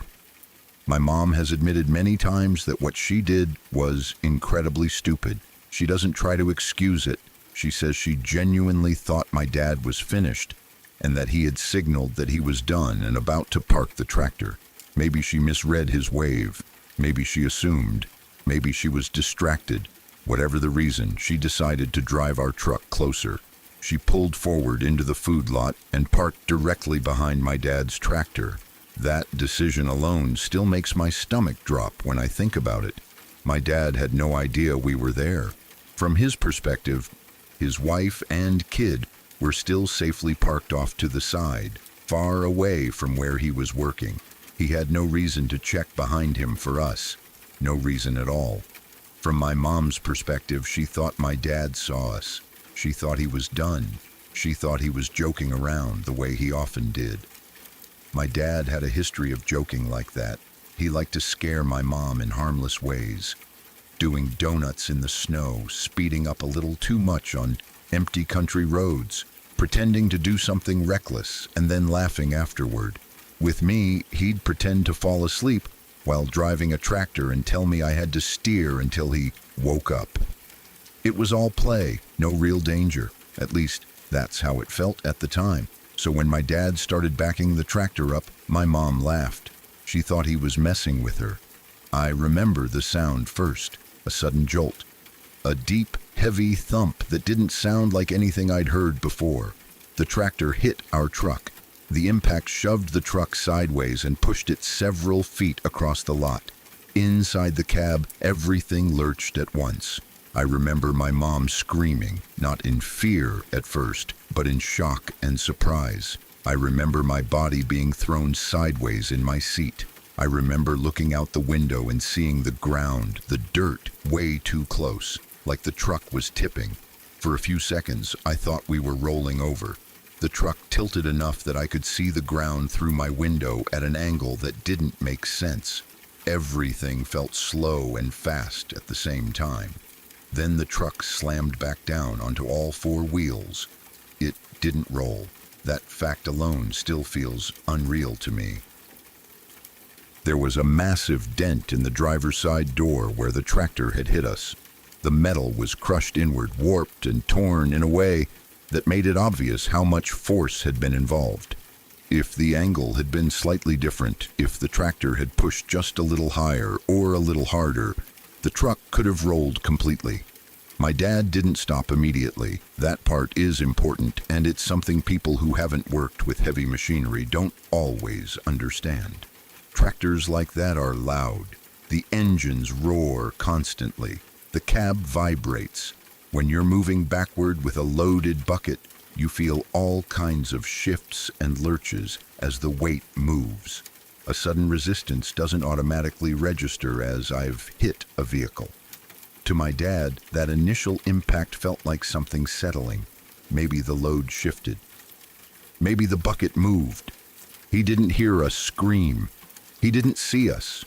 He didn't know. He kept backing up. By the time he realized something was wrong, he had already pushed our truck several feet from where it had been parked. When he finally stopped and turned around, the realization hit him all at once. He nearly lost us. I remember him jumping down from the tractor, his face drained of color, his movements frantic. My mom was crying now, real crying, not laughing anymore. I don't remember crying myself, which is strange because I usually cried in scary situations. I just remember sitting there, quiet, staring at the dented door, staring at my dad, trying to understand what had just happened. Everyone was shaken. My dad kept apologizing over and over, even though it wasn't his fault. My mom kept saying it was her mistake. that she shouldn't have driven back there, that she thought he saw us. The adults were talking fast, voices overlapping, adrenaline still pumping through them. What stuck with me wasn't the noise or the yelling. It was the realization that my dad hadn't seen us. He wasn't joking. This wasn't play. If he had backed up a little more, if the angle had been worse, if the truck had rolled, if the dent had been just a little deeper, if my mom had parked a few feet closer, if any of those small details had been different, I might not be here. As a kid, you don't immediately process things like that. You just know something bad almost happened. But the older I got, the more that moment replayed itself in my mind, each time with more understanding. I started thinking about how loud tractors are, how limited visibility is, how dangerous farms actually are, especially for kids. I learned later that farm accidents are some of the most common and deadly accidents involving children, precisely because of situations like this. Familiarity breeds comfort. Comfort breeds mistakes. At the time, my dad trusted that his family was where they were supposed to be. My mom trusted that my dad saw us. Both assumptions were wrong, and only luck prevented tragedy. What scares me the most is how ordinary it all felt leading up to it. There was no warning, no gut feeling, no sense that we were doing something dangerous. Just a visit, a wave, a truck pulling forward, a laugh, and then violence, sudden and mechanical and indifferent. The tractor didn't care who was behind it. Physics didn't care that I was a kid. Metal doesn't stop because of intention. That's something I learned much later, but the lesson was planted that day. I think about how easily this could have been one of those stories people tell in hushed voices, a remember when that ends with silence. I think about how my dad might have lived the rest of his life carrying that guilt, even though it wasn't intentional. I think about how my mom would have blamed herself forever for making that choice. I think about how I don't really remember the rest of that day clearly, just fragments, being driven home, adults talking quietly, the sound of doors closing, the way everyone seemed slower afterward, like the world had tilted slightly and never fully leveled out again. What still confuses me, just like with other moments in my childhood, is why I didn't cry. I remember fear, but I also remember being strangely calm, almost detached, like my body went into some kind of quiet survival mode. That reaction has followed me into adulthood more than I realized at first. When something terrifying happens, I don't always react the way people expect. I go quiet, I observe, I freeze internally and process later. That day may have been the first time that part of me activated. As an adult, I understand now how close we came. A front-load tractor has enough power to crush vehicles. People die in accidents like that all the time, not because someone was reckless or evil, but because assumptions overlapped at the wrong moment. My dad never joked the same way again after that. The donuts in the snow stopped. The fake falling asleep stopped. The playful scares stopped. I don't think he ever said it out loud, but something in him changed. He understood, suddenly and deeply, how thin the line was between fun and catastrophe. My mom changed too. She became far more cautious around machinery, around farms, around anything heavy and loud. She still talks about that moment sometimes, shaking her head, saying she can't believe she did something so dangerous. I always tell her the same thing. We all make mistakes. Not all of us are forced to see how close they came to killing someone we love. For me, that memory sits alongside all the other moments where luck intervened, where something unseen caught us before we hit the ground, where a second or two made all the difference. I don't think about it every day, but when I hear heavy machinery, when I see tractors backing up, when I hear stories about farm accidents, when I think about how easily kids can be hurt in places adults assume are safe, it comes back. I think about the floor tilting outside my window. I think about the dent in the door. I think about how my dad didn't see us, and I think about how different my life could have been if that tractor had backed up just a little more.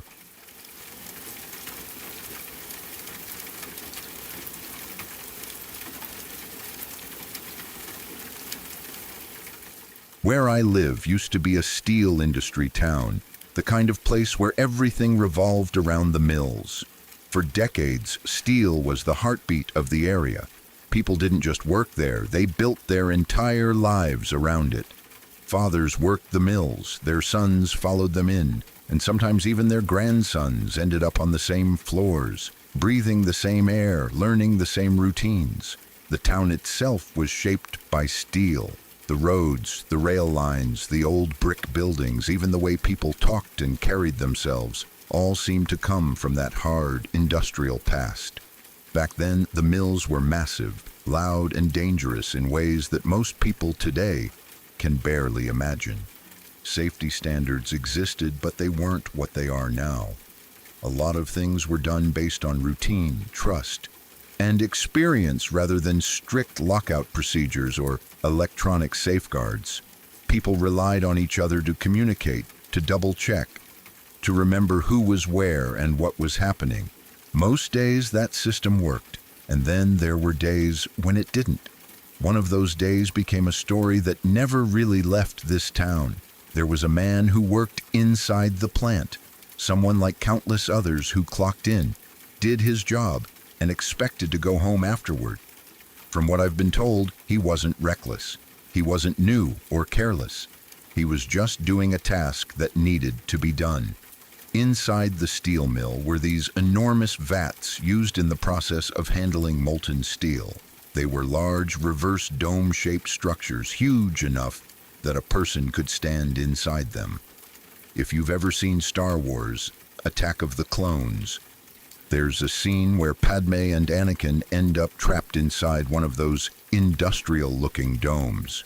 People always use that comparison because it's almost identical. A massive, curved metal chamber, smooth on the inside, built to hold extreme heat and unimaginable force. These vats had to be cleaned periodically. Slag, residue, and buildup would collect inside them, and someone had to go in and scrape it out. It was dirty, exhausting work, but it was part of the job. On this particular day, that man was assigned to clean one of the vats. He climbed inside, probably thinking about nothing more than getting the task done and moving on to the next thing. Somewhere else in the plant, someone else was working their own shift. Maybe they were tired. Maybe they were distracted.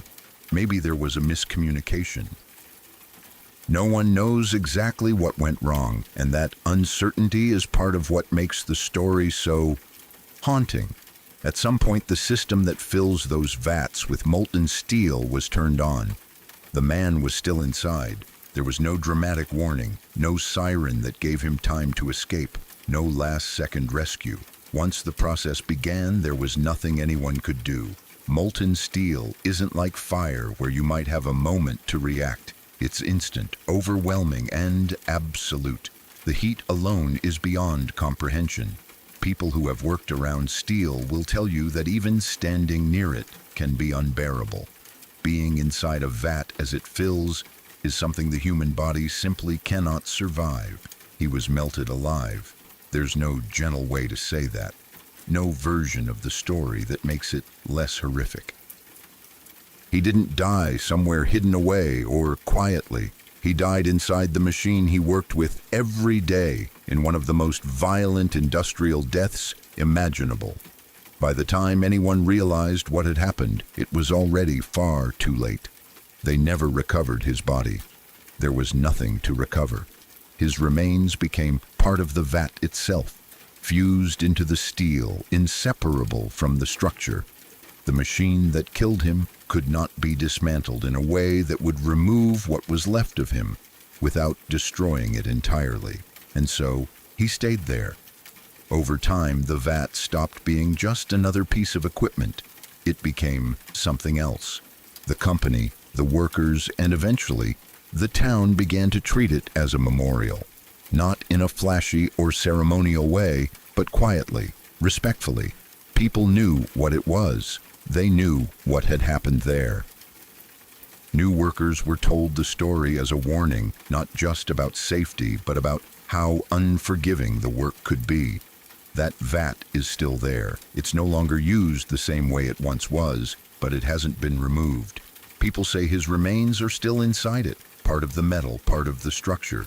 Whether that's literally true in a physical sense or symbolic in how people think about it, almost doesn't matter anymore. In this town, that vat is him. What makes the story especially unsettling is how normal everything was before it happened. It wasn't a disaster caused by an explosion or a collapse that everyone saw coming. It was a routine task on a regular workday, the kind of thing that had been done countless times before. That's what makes it stick in people's minds. If something like that can happen on an ordinary day, then no day is ever completely safe. Older workers still talk about it in low voices. They don't dramatize it. They don't embellish it. They just state the facts and then go quiet. You can tell it affected them deeply, even those who weren't there at the time. In a town like this, stories like that get passed down the same way family stories do. They become part of the collective memory. For a long time, people avoided talking about it openly. Not because it was a secret, but because it felt wrong to speak too casually about something so awful. Over the years, though, it became something people mentioned when talking about how dangerous the mills used to be, or how much has changed, or how much hasn't. There's something deeply unsettling about the idea of a workplace memorial that isn't a plaque or a statue, but the actual machine where someone died. It's not abstract. It's not symbolic. It's real, solid, made of steel, the same steel that killed him. People who don't come from industrial towns sometimes have a hard time understanding how something like that could be accepted. Why not tear it down? Why not remove it completely? But for the people here, tearing it down would feel like erasing him. Leaving it there is a way of acknowledging what happened, of refusing to forget. When you hear the story as a kid growing up here, it hits you differently. It's not like a ghost story meant to scare you for fun. It's a warning, a reminder that the work that built the town came at a cost, that people died so others could live normal lives. That steel isn't just metal, it's history, sweat, and sometimes blood. Even now, long after the steel industry stopped being the center of everything, the story still lingers. The mills may be quieter, some of them abandoned or repurposed, but the past doesn't disappear just because the machines stop running. It stays in stories like this, in places like that vat. There are people who swear they feel something when they walk past it. Not anything supernatural, just a heaviness, a sense that something terrible happened there. Whether that's imagination or empathy doesn't really matter. The feeling is real to them. What stays with me most about the story isn't just the horror of the death itself, but how final it was. There was no recovery, no funeral in the traditional sense, no body to bury. His resting place became the thing that killed him. That's a kind of ending that feels deeply unfair, even by the harsh standards of industrial work. It also forces you to think about how many similar stories there might be that never became memorials. How many people were injured or killed in ways that didn't leave behind a physical reminder. How many names were lost to time because there was nothing solid left to mark what happened. This one stayed because it couldn't be removed. Whenever people talk about workplace safety now, about procedures and safeguards and regulations, stories like this are the unspoken reason why those things exist. They aren't just rules written on paper. They're responses to real deaths, real mistakes, real people who never went home. In a strange way, that vat serves as a reminder every single day, not just of one man, but of an entire era. Of a time when steel ruled everything and demanded everything in return. Of how progress was paid for in ways that don't always show up in history books. Even if you don't believe that his remains are still physically there, the idea that they might be is enough to make you pause. enough to make you lower your voice, enough to make you feel a quiet respect for the place and the people who work there. It's not a story people tell to scare outsiders. It's something locals carry with them, whether they work in the industry or not. It's part of the town's identity, like an unspoken scar. And every time someone mentions that vat, every time the story gets retold, that man is remembered. Not as a statistic, not as an accident report, but as a person who went to work one day and never came back, whose life ended in a way so extreme that it fused him forever into the history of the place he helped build. That's why the vat remains. Not because it's useful, but because forgetting would feel worse.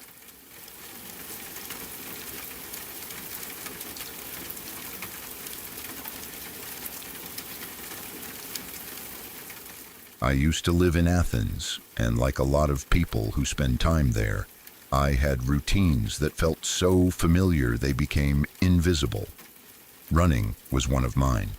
I ran at night, not because it was especially smart or dramatic, but because that was when my head finally quieted down. The streets felt different after dark, less busy, less watched. Just me, my breathing, the rhythm of my feet on pavement, and the predictable landmarks I passed every single time. One of those landmarks was on Milledgeville Avenue. Most people I knew didn't even call it by its real name. We called it Sorority Lane. Anyone who lived there knew exactly what you meant the second you said it. It wasn't just a road, it was a stretch of memory lined with big houses, old trees, and that unmistakable sign. The sign was tall and strange in a way that made it stick in your mind. Two legs, almost like stilts, holding it up. It wasn't decorative or artistic. It was functional, awkward, and impossible to miss. It stood there quietly, night after night, while cars rushed past it and runners like me slipped by beneath it without thinking twice.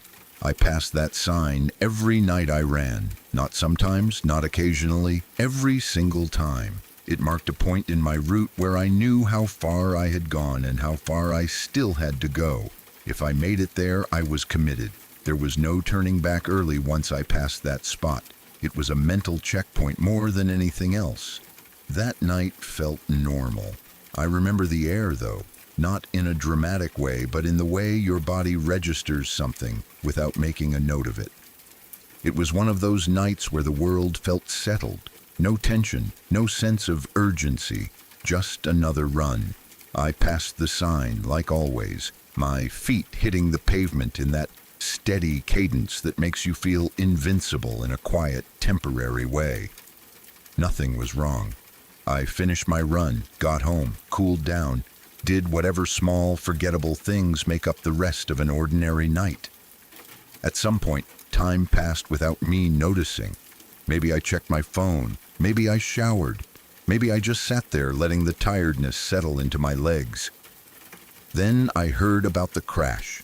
A car, driving under the influence, had slammed into that sign. The same one I ran past every night. The impact was so severe that the car became stuck. Not just damaged, but trapped. Metal twisted around the legs of the sign. The vehicle caught fire. Some of the passengers died. The part that makes my chest tighten even now is the timing. It happened maybe 30 to 45 minutes after I passed that spot on my run. Not hours later, not the next morning, not some abstract earlier that night that lets you mentally distance yourself from it. Less than an hour. Close enough that the night was still the same night. Close enough that I could picture exactly where I was. Exactly what I was doing when everything went wrong. I can still see the sign in my mind the way it looked when I passed it. Quiet, empty, just standing there like it always did. An hour later, it was wrapped in fire and death. That realization crept in slowly, and when it did, it felt wrong in a way that's hard to describe. It wasn't guilt, exactly. It wasn't responsibility. It was this hollow, sinking awareness of how thin the line had been. How casually I had crossed that space, unaware that it was about to become the center of something horrific. I started doing the math without meaning to. If I had run a little slower, if I had taken a longer route, if I had stopped to stretch, if I had tripped, if I had tied my shoe, any tiny change could have put me there at a different moment. And then the thought that really sticks its claws into you shows up. What if I had been there when it happened? Maybe I could have helped. Maybe I could have called for help faster. Maybe I could have done something, anything, even if it wouldn't have changed the outcome. Or maybe I would have been another person standing there helpless, watching a car burn while people inside it screamed or went silent. That's the part your mind doesn't like to settle on, because there's no version of it that feels good. I wasn't there, and because I wasn't there, I survived my night unchanged. I went to bed, I slept, I woke up, I continued living in a way that felt almost offensive. Once I realized what had happened so close to me in both time and space. When you hear about tragedies happening far away, your brain files them differently. You feel bad, maybe shaken, but there's distance. When it happens somewhere you were just standing, that distance collapses. The place becomes charged. You can't see it the same way again. After that, every time I ran that route, the sign looked different. It wasn't just a sign anymore. It was a marker of how easily things can tip from normal to catastrophic. I'd slow down without meaning to. My eyes would linger on it longer than before. Sometimes I'd picture the car wrapped around it, flames licking up into the night, sirens cutting through the darkness. The road itself felt different too. It's strange how a place can change without physically changing at all. The pavement was the same. The trees were the same. The houses were the same. But the knowledge sat on top of everything like a second layer, invisible but heavy. I thought about the people in that car more than I expected to. I didn't know them, I still don't. But I imagined their night before the crash, where they were coming from, whether they were laughing, whether they were arguing, whether they thought they were fine to drive, whether anyone hesitated even for a second before getting into that car. I thought about how sudden it must have been.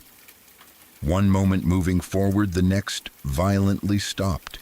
Fire, confusion, panic, pain, the kind of chaos that doesn't feel real until it's already happening. And then I thought about how quiet it had been when I passed through.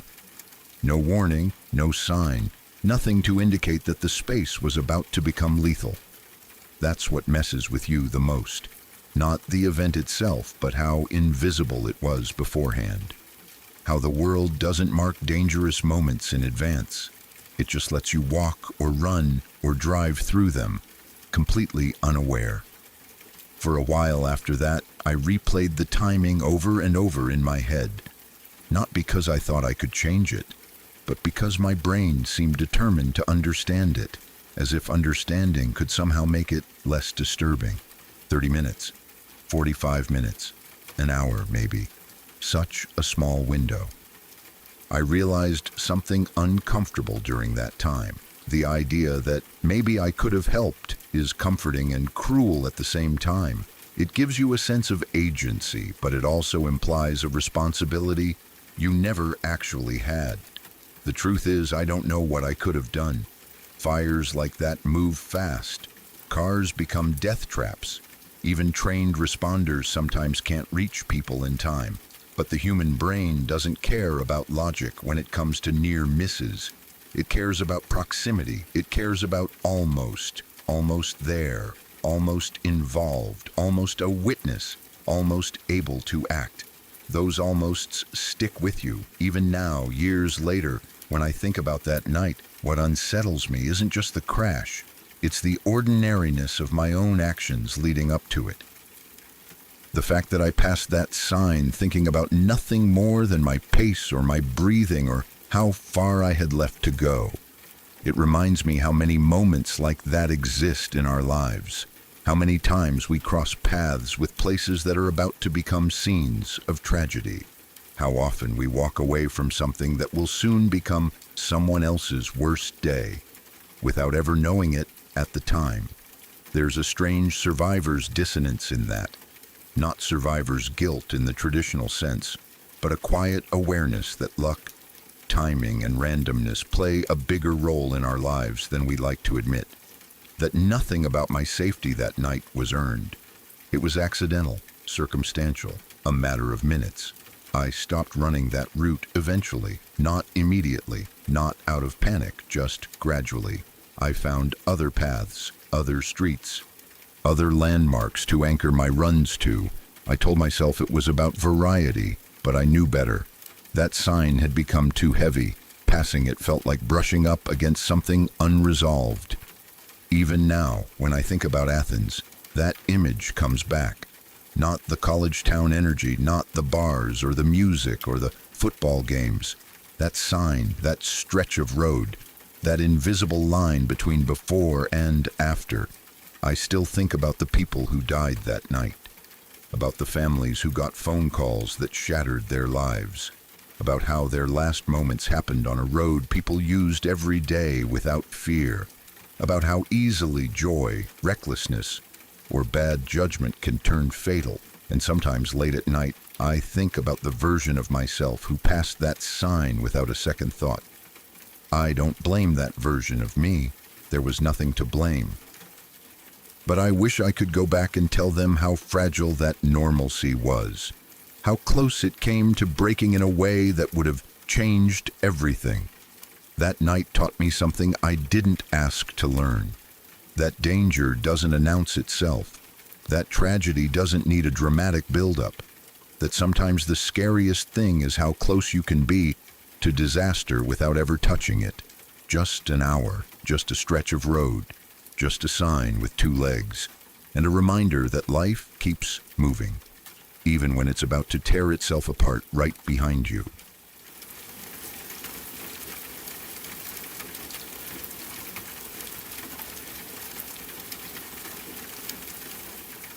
It was a day that started with the promise of peace and ended with a violence that I still feel in my bones whenever I visit a riverbank.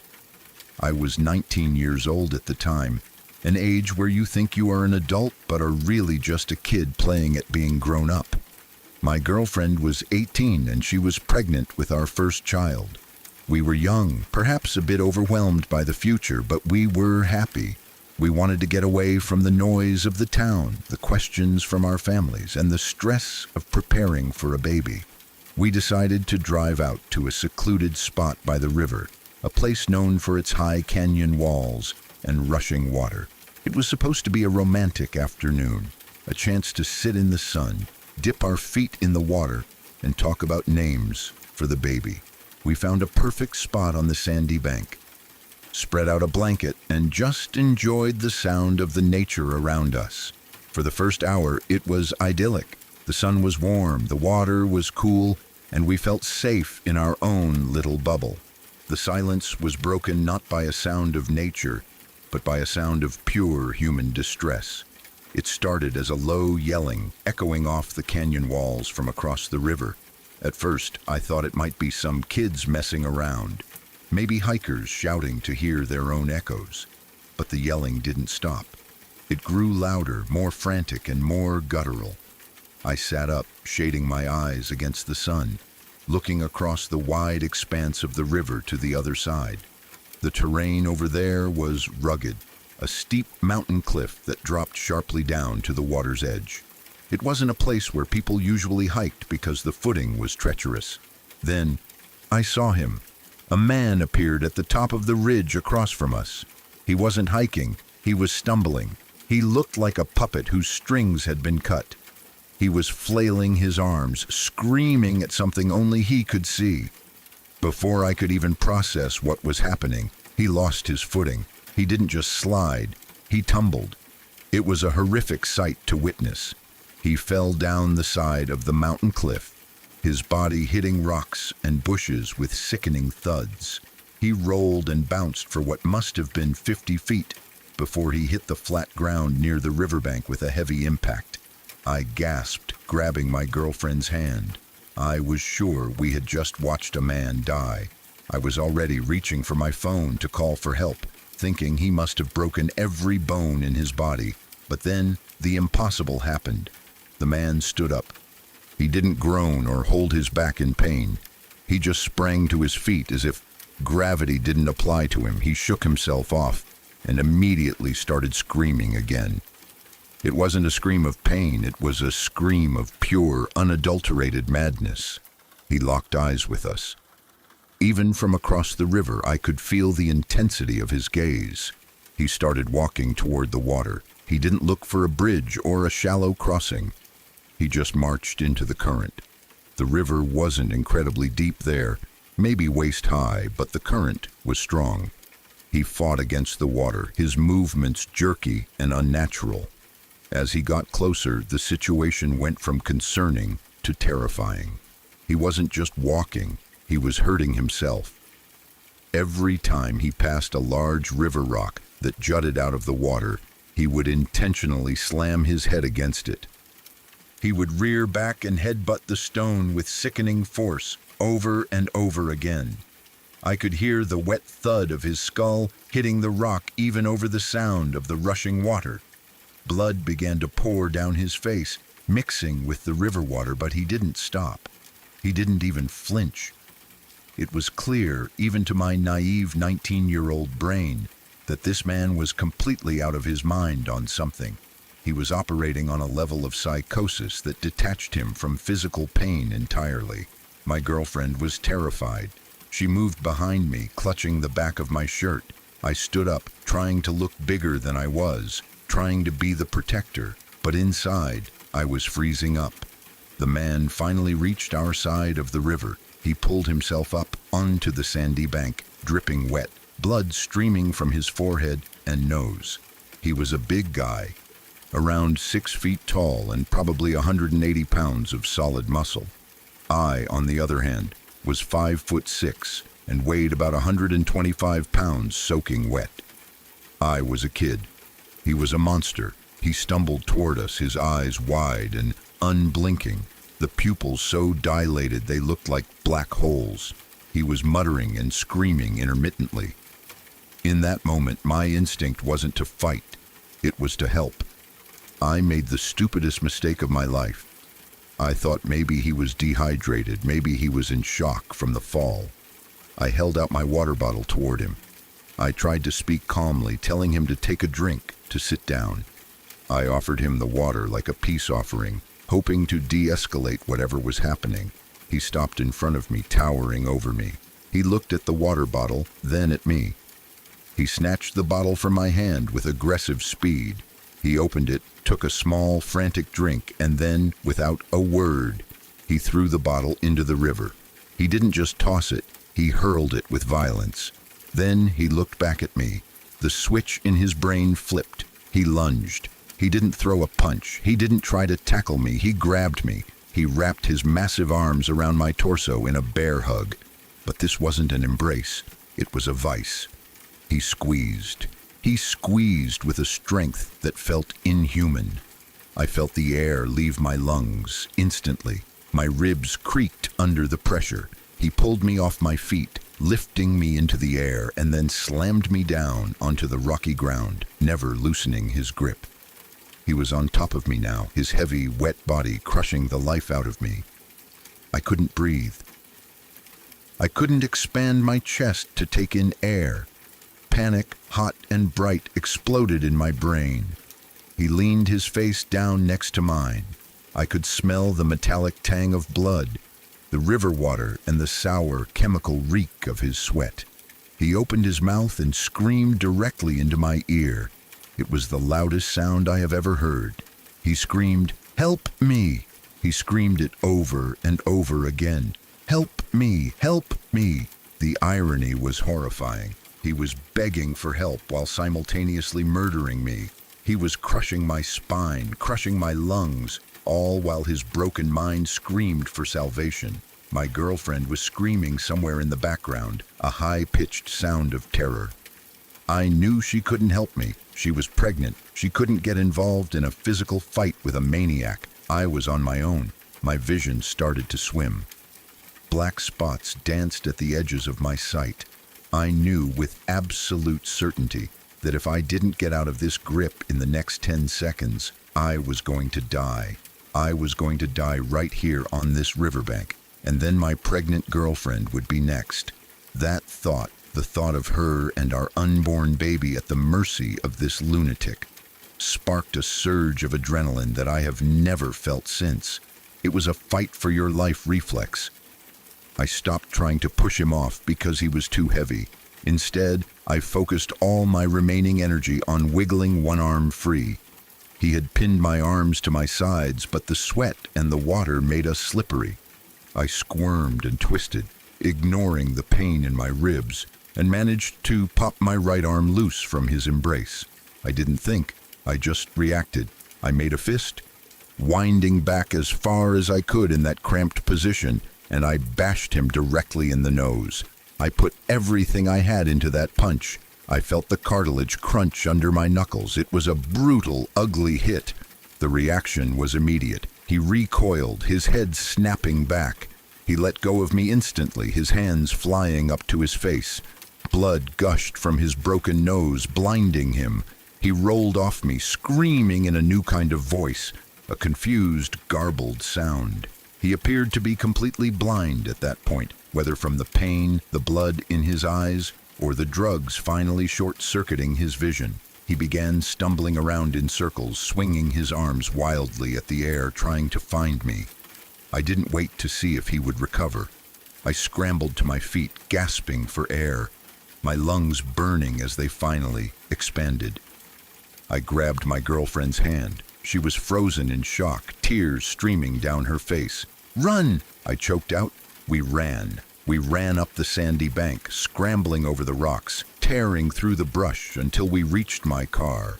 I fumbled with the keys, my hands shaking so badly I dropped them once.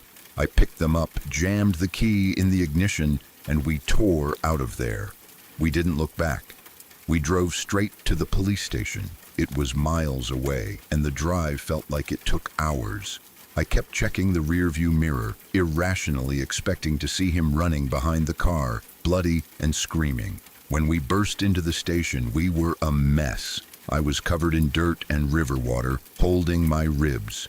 My girlfriend was sobbing. We told the officers everything. We told them about the man, the cliff, the self-harm, and the attack. We told them he was dangerous and that he was still down there. The police dispatched units immediately. We stayed at the station, giving statements, trying to calm down. Hours later, an officer came back to talk to us. The look on his face was grim. He told us that by the time they got there, the man was dead. After we had escaped, the man had continued his rampage against himself. He had stumbled away from the riverbank and found another cliffside nearby. Witnesses who had arrived later said he threw himself off the edge. And he didn't just do it once. He survived the first fall, climbed back up, and did it again. He repeated this until his body simply couldn't take any more. The toxicology report later revealed what had turned a human being into a zombie. He was on a cocktail of PCP and psilocybin mushrooms. The mushrooms had likely caused the terrifying hallucinations that made him think he needed help, that made him scream at invisible demons. The PCP provided the anesthesia and the superhuman strength that allowed him to fall down a mountain and get back up, and to crush me with such ease. It was a fatal combination of fear and power. That day remains the scariest day of my life. It changed me. It stripped away that feeling of invincibility you have when you are a teenager. I realized how fragile life is. I realized that you can be doing everything right. Trying to relax, trying to be kind, trying to share your water. And violence can still find you. I still have nightmares about the weight of him on top of me, the smell of his breath, and that haunting scream of "help me" ringing in my ear. It is a reminder that there are demons in this world, some created by chemicals, and when you meet them, there is no reasoning with them. You can only fight, run, and hope you survive.